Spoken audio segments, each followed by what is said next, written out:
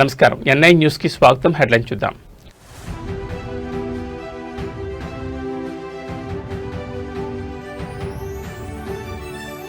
ధీమాగా దానం, ఖైరతాబాద్కు ఉప ఎన్నిక లేదని ఎమ్మెల్యే.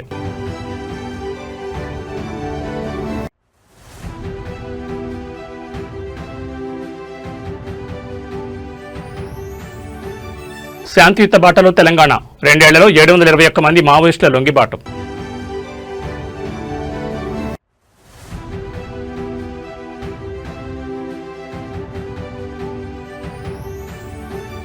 డిజిటల్ క్రాప్ సర్వేలో సాంకేతిక సేగ, రైతులు వాలంటీర్ల అవస్థలు.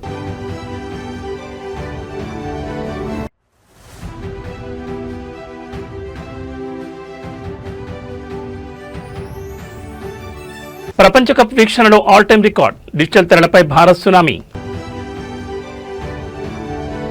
ఇక డీటెయిల్స్ చూస్తే తెలంగాణ రాజకీయాల్లో ఇప్పుడు అందరి కళ్ళు స్పీకర్ కోర్టుపైనే ఉన్నాయి. ముఖ్యంగా ఫిరాయింపు ఎమ్మెల్యేల అనర్హత పిటిషన్లపై తీర్పు ఎప్పుడెప్పుడు వస్తుందా అని అటు రాజకీయ వర్గాలు ఇటు సామాన్య ప్రజలు ఆసక్తిగా గమనిస్తున్నారు. ఈ తరుణంలో ఖైరతాబాద్ ఎమ్మెల్యే దానం నాగేందర్ చేసిన వ్యాఖ్యలు ఇప్పుడు హాట్ టాపిక్ గా మారాయి. తనపై ఉన్న అనర్హత పిటిషన్ ఖచ్చితంగా కొట్టేస్తారని, ఉప ఎన్నిక వచ్చే ప్రసక్తే లేదని దానం తన సన్నిహితుల వద్ద ధీమా వ్యక్తం చేసినట్టు తెలుస్తోంది.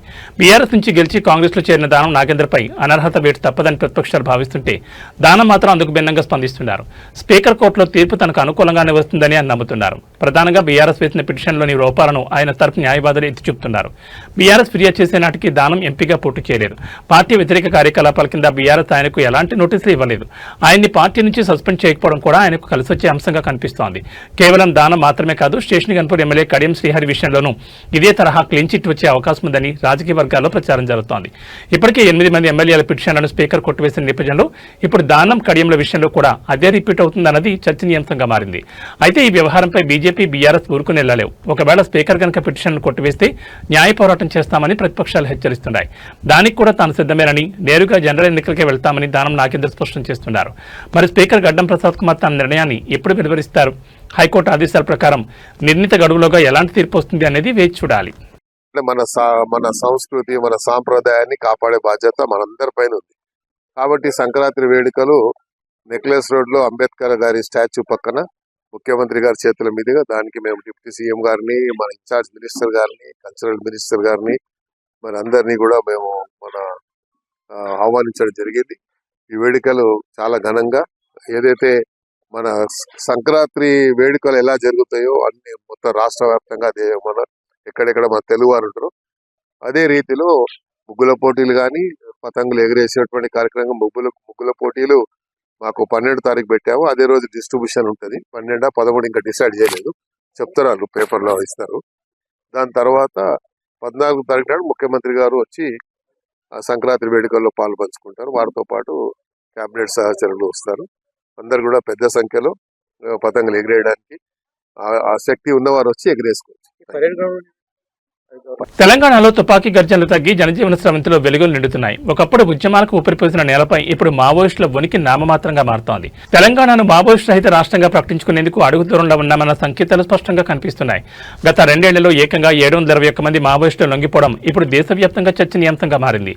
లొంగిపోయిన వారికి పారదర్శకమైన పునరావాస పద్ధతులు అమలు చేయడం, క్షేత్రస్థాయిలో మావోయిస్టుల కుటుంబ సభ్యులతో సమన్వయం చేసుకుంటూ వారిని జనజీవన స్రవంతిలోకి తీసుకురావడం, ఎక్కడా ఆర్భాటం లేకుండా శాంతియుత మార్గంలో మావోయిస్టుల ప్రాబల్యాన్ని తగ్గించడం, కేవలం 2 ఏళ్లలో 721 మంది లొంగిపోవడం అంటే అది పోలీసు యంత్రాంగంపై పెరిగిన నమ్మకానికి నిదర్శనం.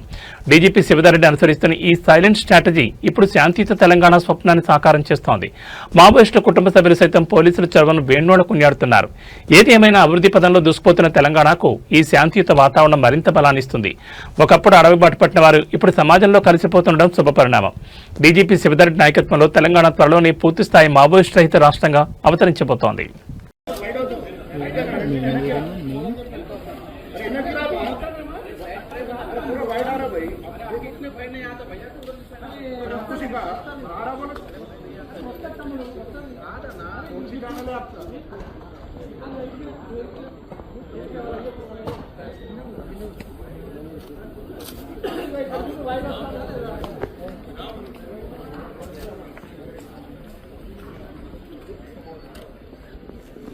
విద్యుత్ నియంత్రణ మండలి నిర్వహించిన బహిరంగ విచారణ అధికారులకు చుక్కలు చూపించింది. శనివారం జరిగిన ఈ విచారణలో ఎస్పీడీసీఎల్ అధికారుల పనితీరుపై వినియోగదారులు నిప్పులు చెరిగారు. సుమారు 94 మందికి పైగా ఫిర్యాదుదారులు కమిషన్ ముందు తమ గోడ వెళ్లబోసుకున్నారు. రైతుల సమస్యల గురించి సోలార్ ఉత్పత్తిదారుల ఇబ్బందుల వరకు క్షేత్రస్థాయిలో తాము ఎదుర్కొంటున్న నరకాన్ని ఈఆర్సీ దృష్టికి తీసుకెళ్లారు. ఏళ్ల తరబడి వేచి చూడాల్సిందేనా అంటూ రైతులు అధికారులను నిలదీసిన తీరు విచారణలో హైలైట్ గా నిలిచింది. సంగారెడ్డి, సిద్దిపేట, వికారాబాద్ జిల్లాలకు చెందిన రైతులు తమ గోడును వినిపించారు. ట్రాన్స్ఫార్మర్ల కోసం డీడీలు కట్టి ఏళ్లు గడుస్తున్నా నేటికి మోక్షం కలగలేదని వాపోయారు. క్షేత్రస్థాయి సిబ్బంది ఉద్దేశపూర్వకంగానే ఇబ్బందులు గురిచేస్తున్నారని ఆరోపించారు. దీనిపై స్పందించిన కమిషన్ వెంటనే ట్రాన్స్ఫార్మర్లు మంజూరు చేయాలని అధికారులను ఆదేశించింది. సోలార్ నెట్ బిల్డింగ్ విధానంలో మార్పులు చేసి ఉత్పత్తిదారులను ఇబ్బంది పెడుతుండటంపై ఈఆర్సీ తీవ్ర ఆగ్రహం వ్యక్తం చేసింది. నిబంధనలను ఎలా మారుస్తారని అధికారులను నిలదీయడమే కాకుండా సోలార్ ఉత్పత్తిదారులను ప్రోత్సహించాలని స్పష్టం చేసింది. లీడ్ అన్లాక్ విధానంతో సామాన్యులకు విద్యుత్ బిల్లులు తడిసి మోపడవుతున్నాయని ఫిర్యాదులు వెలువెత్తాయి. డబుల్, ట్రిపుల్ బిల్లులపై నిపుణుల కమిటీతో అధ్యయనం చేయించాలని వినియోగదారులు కోరగా ఈఆర్సీ ఇందుకు సానుకూలంగా స్పందించింది. మొత్తానికి విద్యుత్ అధికారుల నిర్లక్ష్యంపై ఈఆర్సీ విచారణ ఒక వేదికైంది. ప్రజల నుంచి వచ్చిన ఫిర్యాదులపై కమిషన్ సీరియస్ కావడంతో క్షేత్రస్థాయిలో మార్పు వస్తుందని వినియోగదారులు ఆశిస్తున్నారు. మరి ఈ ఆదేశాల తర్వాత అధికారుల తీరులో మార్పు వస్తుందో లేదో చూడాలి.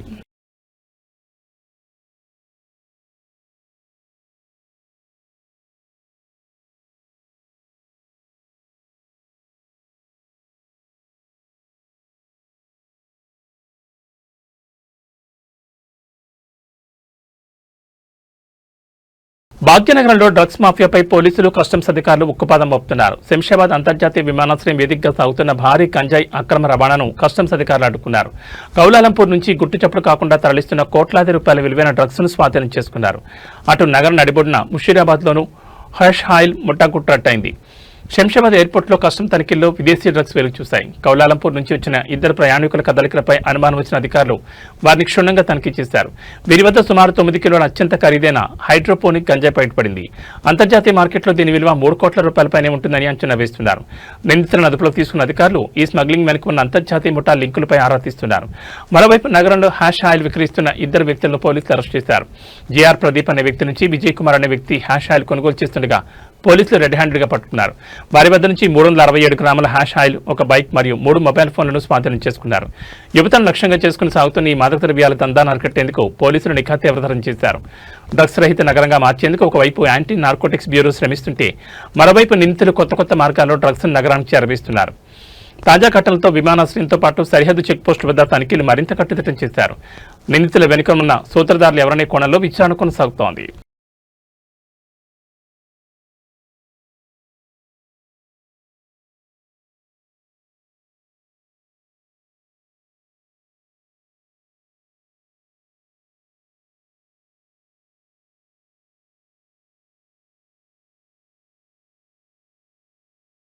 రాష్ట్ర వ్యాప్తంగా సాగు వివరాల సేకరణ కోసం ప్రభుత్వం ప్రతిష్టాత్మకంగా చేపట్టిన పంటల డిజిటల్ సర్వే ఇప్పుడు సాగుతున్న తీరు చర్చనీయాంశంగా మారింది.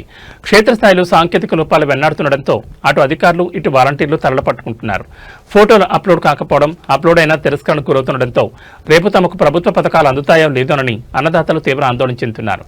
పంట సాగు విస్తీర్ణాన్ని పక్కాగా లెక్కించేందుకు కేంద్ర ఆదేశాలతో రాష్ట్ర ప్రభుత్వం ఈ డిజిటల్ సర్వేకు శ్రీకారం చుట్టింది. సుమారు 1.5 కోట్ల ఎకరాల్లో సాగు వివరాలను కేవలం 45 రోజుల్లో పూర్తి చేయాలని లక్ష్యంగా పెట్టుకుంది.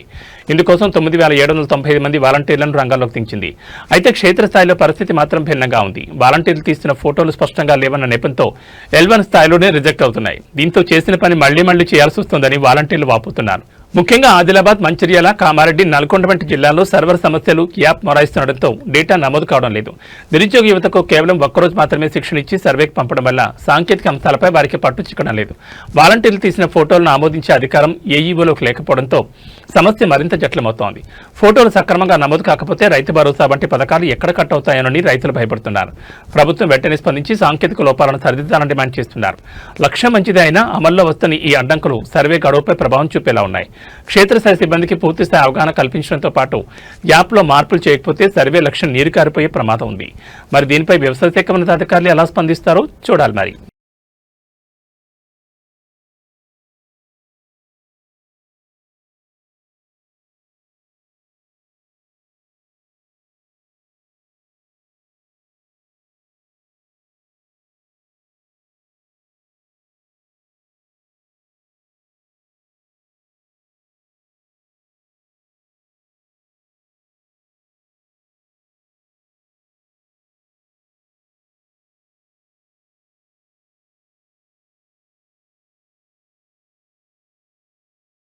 రాయలసీమ రాజకీయాలకు గుండెకాయ లాంటి రాజంపేట నియోజకవర్గంలో ఇప్పుడు అసలైన రాజకీయం మొదలైంది. ప్రత్యర్థులతో పోరాటం కంటే సొంత గూట్లోనే సాగుతున్న వార్ ఇప్పుడు హాట్ టాపిక్ గా మారింది. తెలుగుదేశం జనసేన పార్టీలు కలిసి కూటమిగా ఏర్పడిన రాజంపేటలో మాత్రం నేనంటే నేను అనే ఆధిపత్య పోరు క్యాడర్ను అయోమయంలో నెట్టిస్తోంది. ఇన్ఛార్జ్ చమర్తి జగన్మోహన్ రాజు వర్గం ఒకవైపు, ఎల్లటూరు శ్రీనివాసరాజు వర్గం మరోవైపు సాగిస్తున్న ఈ అంతర్యుద్ధం రాజంపేట రాజకీయాలను వేడెక్కిస్తోంది. రాజంపేటలో కూటమి నేతల మధ్య మొదలైన ఈ చిచ్చు ఇప్పుడు ముదురుతోంది. ఒకవైపు సుదీర్ఘకాలంగా పార్టీని నమ్ముకుని కష్టకాలంలో కార్యకర్తలకు అండగా నిలిచిన టీడీపీ ఇన్ఛార్జ్ చమర్తి జగన్మోహన్ రాజు క్షేత్రస్థాయిలో పటిష్టమైన యంత్రాంగం తనకే ఉందని, నియోజకవర్గంలో తనదే పనిచేయని ఆయన భావిస్తున్నారు. మరోవైపు మాజీ అధికారిగా పరిపాలనా అనుభవం ఉన్న జనసేన నేత ఎల్లటూరు శ్రీనివాసరాజు తనదైన శైలిలో దూసుకుపోతున్నారు.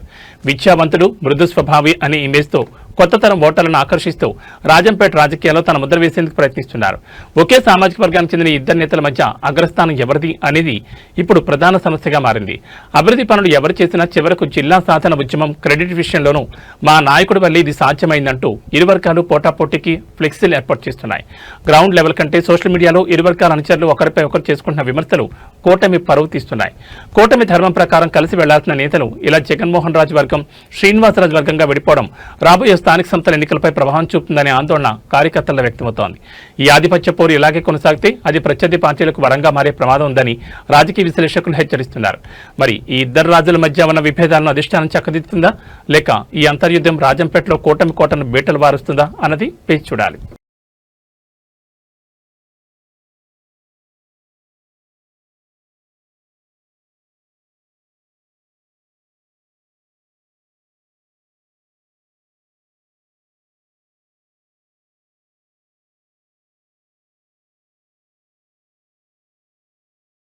ప్రకృతి రక్షణ కవచాలుగా నిలిచే మరాడవులు ఇప్పుడు మృత్యుపాసనలు చిక్కుకున్నాయి. బాపట్ల జిల్లా పెదగంజాం పల్లెపాలెం వద్ద సముద్ర తీరం కబ్జా కోరల్లో చిక్కి విలువెల్లాడుతోంది. బడాబాబుల అధికారులను ముడుపులతో లోబర్చుకుని జీవ వైవిధ్యాన్ని నిలువున పూర్తి చేస్తున్నారు. మత్స్యకారుల జీవనోపాధిని దెబ్బతీస్తూ సాగుతున్న ఈ అక్రమ రొయ్యల చెరువుల దందాపై ఇప్పుడు రాష్ట్ర అత్యున్నత న్యాయస్థానం ఆగ్రహం వ్యక్తం చేసింది.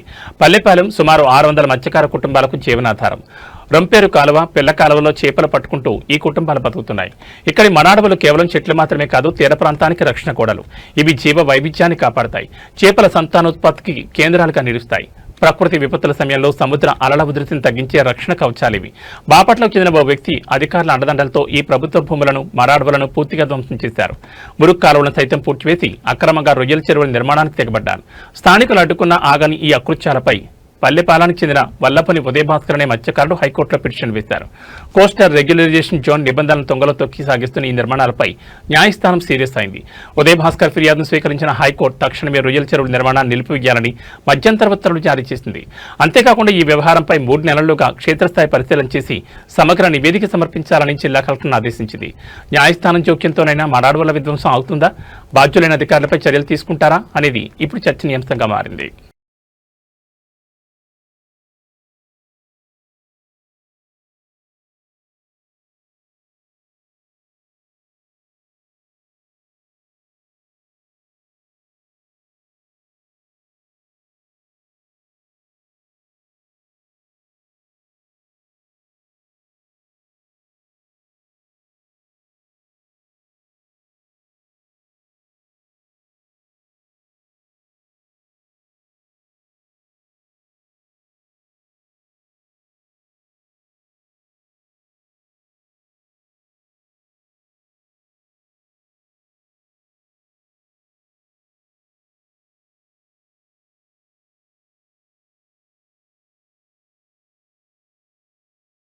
ఆంధ్రప్రదేశ్ రాజకీయాల్లో అన్నాచెల్లెళ్ల మధ్య పోరు మరోసారి బహిర్గతమైంది. వైసీపీ అధినేత జగన్ లక్ష్యంగా ఏపీ కాంగ్రెస్ చీఫ్ షర్మిల విమర్శనాస్త్రాలు సంధించారు. తూర్పుగోదావరి జిల్లాలో నిర్వహించిన ఉపాధి హామీ పరిరక్షణ యాత్రలో ఆమె జగన్ 5 ఏళ్ల పాలనను చీల్చెండారారు.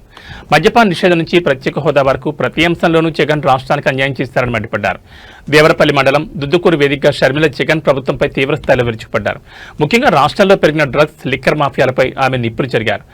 జగన్ హయాంలో నాసిరక మద్యంతో ప్రజల ఆరోగ్యాన్ని పాడు చేసి ఆదాయాన్ని కొలగొట్టారని విమర్శించారు. రాష్ట్రంలోకి కంటైనర్ల కొద్దీ మాదక ద్రవ్యాలు రావడానికి గత ప్రభుత్వమే కారణమని ఆరోపించారు. మోదీ కాలర్ పట్టుకుంటానని చెప్పిన జగన్ అధికారంలోకి వచ్చాక బీజేపీకి సాగిలపడ్డారని, 3 రాజధానుల పేరుతో రాష్ట్రానికి రాజధాని లేకుండా చేశారని ఘాటుగా విమర్శించారు. పోలవరం ప్రాజెక్టును కూడా నిర్వీర్యం చేశారని మండిపడ్డారు. ఇదే సభలో కాంగ్రెస్ మహిళా అధ్యక్షురాలు అమర్ జహబక్ మాట్లాడుతూ సొంత తల్లికి చెల్లికి న్యాయం చేయలేని వ్యక్తి రాష్ట్రానికి ఎలా మేలు చేస్తారంటూ వ్యక్తిగత అంశాలు ప్రస్తావించి జగన్ నిరకాటంలో నెట్టే ప్రయత్నం చేశారు. మొత్తానికి షర్మిల యాత్రలో జగన్ వైఫల్యాలే ప్రధాన ఎజెండాగా కనిపిస్తున్నాయి. అటు ప్రభుత్వ విధానాలను ఇటు కుటుంబ వ్యవహారాలను ప్రస్తావిస్తూ ఆమె చేస్తున్న విమర్శలు రాజకీయంగా ప్రకంపనలు సృష్టిస్తున్నాయి. మరి షర్మిల వ్యాఖ్యలపై వైసీపీ వర్గాల నుంచి ఎలా స్పందిస్తాయో చూడాలి.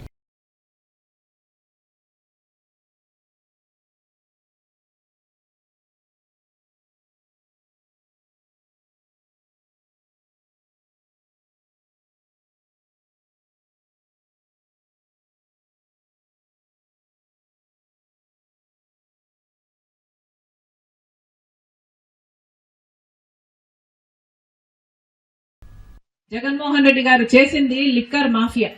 అసలు ఓన్లీ క్యాష్ పద్ధతిలో, అంటే డిజిటల్ పేమెంట్స్ అనేదే లేకుండా, ఈ డిజిటల్ యుగంలో అసలు డిజిటల్ పద్ధతే లేకుండా ఓన్లీ క్యాష్ పద్ధతిలో లిక్కర్ అమ్మిన సర్కారు ఏకైక సర్కారు భారతదేశంలో ఒక్క ఆంధ్రప్రదేశ్ జగన్మోహన్ రెడ్డి గారి సర్కారు మాత్రమే.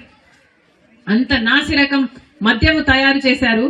ఇప్పుడేమో జగన్మోహన్ రెడ్డి గారు ఆ టైంలో నాసిరకం మద్యం తయారు చేశారు. ఆ టైంలో కంటైనర్లలో డ్రగ్స్ మన రాష్ట్రానికి దిగుబడయ్యాయి.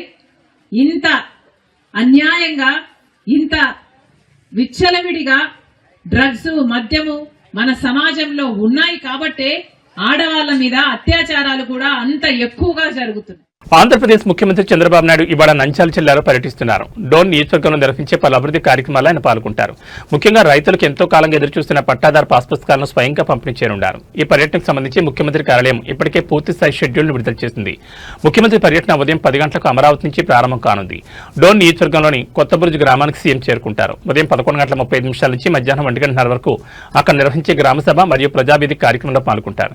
ఈ సందర్భంగా రైతులకు పట్టాదారు పాస్ పుస్తకాలు అందజేస్తారు. మధ్యాహ్నం 2:05 నిమిషాలకు స్థానిక రైతులతో సీఎం ప్రత్యేకంగా సమావేశమై వారి సమస్యలను అడిగి తెలుసుకుంటారు. మధ్యాహ్నం 2:40 నిమిషాలకు టీడీపీ కార్యకర్తలతో ఏర్పాటు చేసిన సమీక్ష సమావేశంలో పాల్గొని భవిష్యత్ కార్యాచరణపై దిశానిర్దేశం చేయనున్నారు.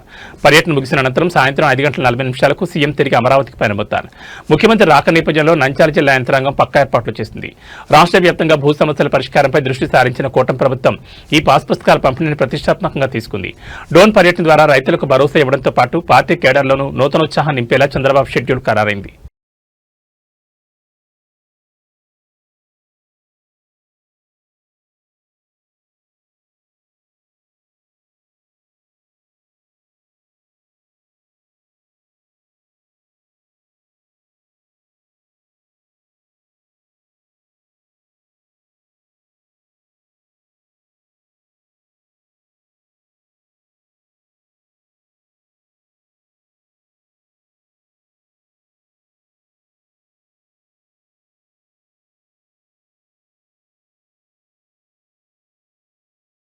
ఆంధ్రప్రదేశ్లో వైద్య సేవలను మరింత వేగవంతం చేసేందుకు కూటమి ప్రభుత్వం ఆర్టిఫిషియల్ ఇంటెలిజెన్స్ ఏఐ సాంకేతికతను అందిపుచ్చుకుంటోంది.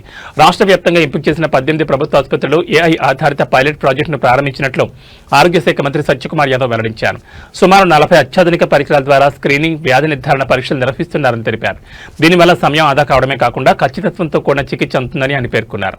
ముఖ్యంగా విశాఖపట్నం, అనంతపురం, గుంటూరు వంటి ప్రధాన ఆసుపత్రుల్లో ఈ ప్రయోగాత్మక పరీక్షలు జరుగుతున్నాయి.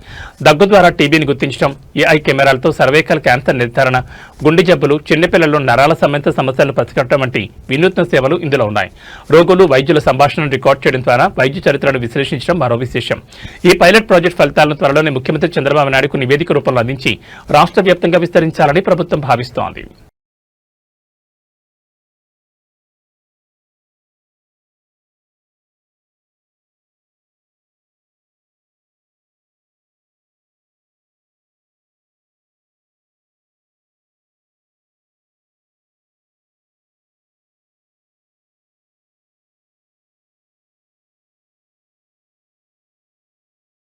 Wireless device, that's an advantage.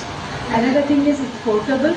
The third important thing is it is tracings also can interpret and take necessary action. So this Bharat మరోసారి విశ్వ విజేతగా నిలిచింది. సొంత గడ్డపై టీమిండియా టీ20 ప్రపంచ కప్ను ముద్దాడి చరిత్ర సృష్టించింది. అయితే ఈ విజయం కేవలం మైదానానికే పరిమితం కాలేదు, డిజిటల్ స్క్రీన్లపై కూడా సునామీ సృష్టించింది. స్ట్రీమింగ్ ప్లాట్ఫామ్ జియో హాట్స్టార్లో గతంలో ఎన్నడూ లేని విధంగా వ్యూవర్షిప్ రికార్డులు బద్దలయ్యాయి. ఏకంగా 100 కోట్ల మంది భారత్ గెలుపును లైవ్లో వీక్షించి సరికొత్త చరిత్రను లిఖించారు. నిన్న జరిగిన ఉత్కంఠభరిత ఫైనల్లో న్యూజిలాండ్ను 96 పరుగుల తేడాతో మట్టుకరిపించిన భారత్ మూడోసారి టీ20 టైటిల్ను కైవసం చేసుకుంది. ఈ మ్యాచ్ సాక్షిగా జియో హాట్స్టార్లో సరికొత్త రికార్డులు నమోదయ్యాయి. న్యూజిలాండ్ చివరి వికెట్ పడే సమయానికి ఏకకాలంలో 74.5 కోట్ల మంది మ్యాచ్ను వీక్షించారు.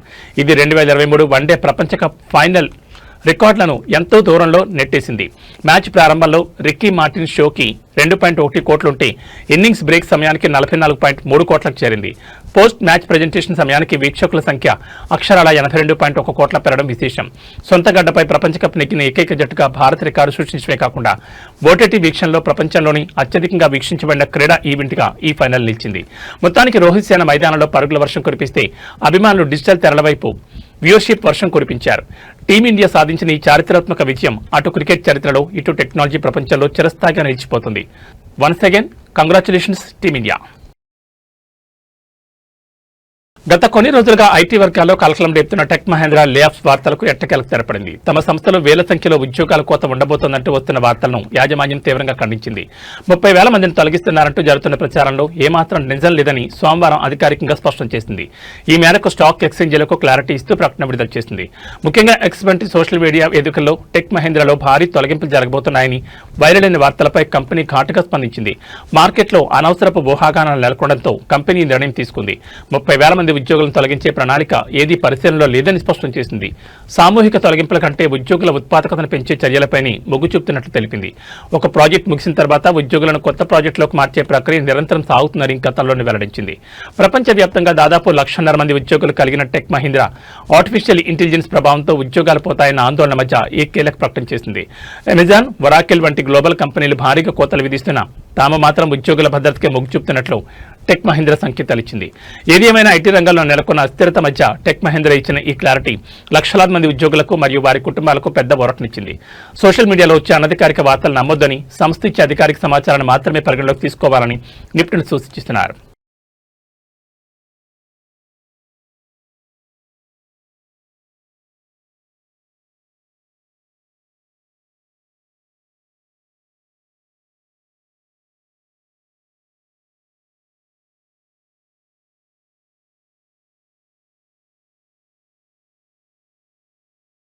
South India star heroine Trisha మరోసారి వార్తల్లో నిలిచారు. ఈసారి సినిమా షూటింగ్లతో కాదు, సోషల్ మీడియా వేదికగా ఆమె ఇచ్చిన ఒక పవర్ఫుల్ కౌంటర్తో కోలీవుడ్ వర్గాల్లో హీట్ పెంచారు. ఎవరి పేరు ఎత్తకుండానే తనపై అనుచిత వ్యాఖ్యలు చేసిన ఒక ప్రముఖ దర్శకుడికి త్రిష గట్టిగానే బుద్ధి చెప్పారు. మైక్ ఉందని ఏది పడితే అది వాగితే అది మీ మూర్ఖత్వాన్ని చూపిస్తున్నట్టు ఆమె చేసిన పోస్ట్ ఇప్పుడు నెట్టింట వైరల్ అవుతోంది. ఈ వివాదానికి బీజం పడింది ఒక అవార్డుల వేడుకలో. దర్శకుడు ఆర్ పార్థిబన్ అక్కడ త్రిష ఫోటోను చూపిస్తూ ఈ కుందవైని కొద్ది రోజులు ఇంట్లోనే ఉంచాలి, బయటకు రానివ్వకూడదంటూ కామెంట్ చేశారు. ఈ వ్యాఖ్యలపై త్రిష ఇప్పుడు నిప్పులు చెరిగారు. చేతిలో మైకున్నంత మాత్రాన ఎవరూ తెలివైన వాళ్ళు అయిపోరని, అలాంటి మాటల్లో హాస్యం ఉండదని త్రిష మండిపడ్డారు. అసభ్యకర పదజాలం వాడడం వల్ల అవతలి వ్యక్తి కంటే మాట్లాడే వారి విజ్ఞత, సంస్కారమే బయటపడుతుందని ఘాటుగా స్పందించారు. తన ప్రమేయం లేకుండా చివరి నిమిషంలో తన పేరుని ఈవెంట్లో చేర్చడంపై కూడా ఆమె అసహనం వ్యక్తం చేశారు. ఇటీవల దళపతి విజయ్తో కలిసి త్రిష ఒక వెడ్డింగ్ రిసెప్షన్కు హాజరయ్యారు. విజయ్ వ్యక్తిగత జీవితంపై పుకార్లు వస్తున్న తరుణంలో వీళ్ళిద్దరు జంటగా కనిపించడం, ఫోటోలకు ఫోజులివ్వడం హాట్ టాపిక్ గా మారింది. ఈ సంఘటన తర్వాతే పార్థిబన్ బయటకు రానివ్వకూడదు అంటూ కామెంట్ చేయడం గమనార్హం. ఈ నేపథ్యంలోనే త్రిష ఇప్పుడు అంత ఘాటుగా స్పందించినట్లు సినీ విశ్లేషకులు భావిస్తున్నారు. సాధారణంగా వివాదాలకు దూరంగా ఉండే త్రిష ఈ స్థాయిలో రియాక్ట్ అవ్వడం కోలీవుడ్ లో చర్చనీయాంశమైంది. ఒక సీనియర్ దర్శకుడు అయ్యుండి ఒక నటి వ్యక్తిగత స్వేచ్ఛను ఉద్దేశించి అలా మాట్లాడడం ఎంతవరకు సమంజసం అనే చర్చ కూడా నడుస్తోంది. మరి త్రిష కౌంటర్ కు పార్థిబన్ మళ్లీ స్పందిస్తారా, లేక ఈ వివాదం ఇక్కడితో సద్దుమణుగుతుందా అనేది చూడాలి.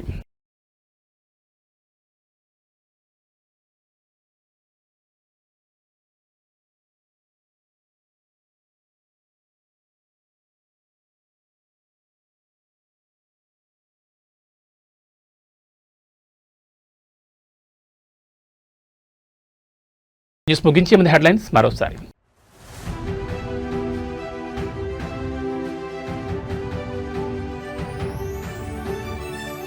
ధీమాగా దానం, ఖైరతాబాద్కు ఉప ఎన్నిక లేదన్న ఎమ్మెల్యే.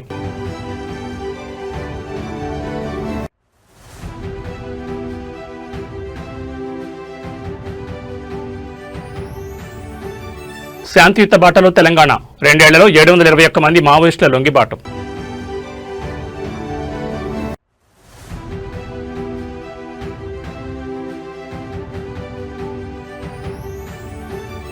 డిజిటల్ క్రాప్ సర్వేలో సాంకేతిక సేగ, రైతులు వాలంటీర్ల అవస్థలు.